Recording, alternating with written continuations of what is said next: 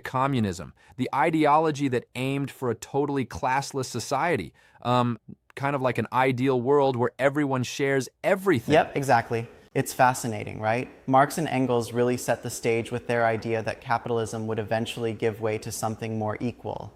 Yeah, They believed that once workers developed class consciousness, they'd rise up to dismantle the capitalist system and pave the way for a society where resources are allocated from each according to ability to each according to need.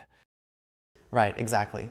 And that phrase really hits home, doesn't it? It sort of envisions a world where necessities trump profits. True, it's like saying, hey, let's prioritize what people actually need, not what makes money. But yeah, here's something interesting. While the idea itself is super alluring, in the real world, implementations have often been quite challenging.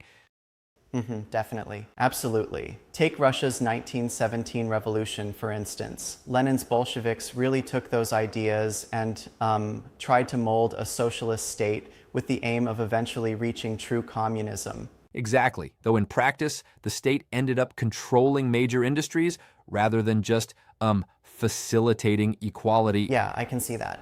And then looking at countries like China, Cuba, and Vietnam, it shows a pattern. Ideas of rapid industrialization and reduced inequality were put into practice. But at the same time, we saw a lot of centralized planning and often limited political freedoms. Right, and here's where I kinda respectfully challenge that point.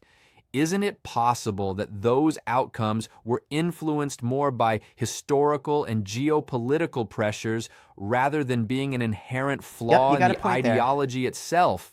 Sure, many argue that if communism could be separated from the messy realities of, say, single-party systems and government overreach, it might have worked differently. Exactly. It's almost like comparing the theory of a perfectly organized, harmonious team to the reality of managing a group where sometimes personalities clash.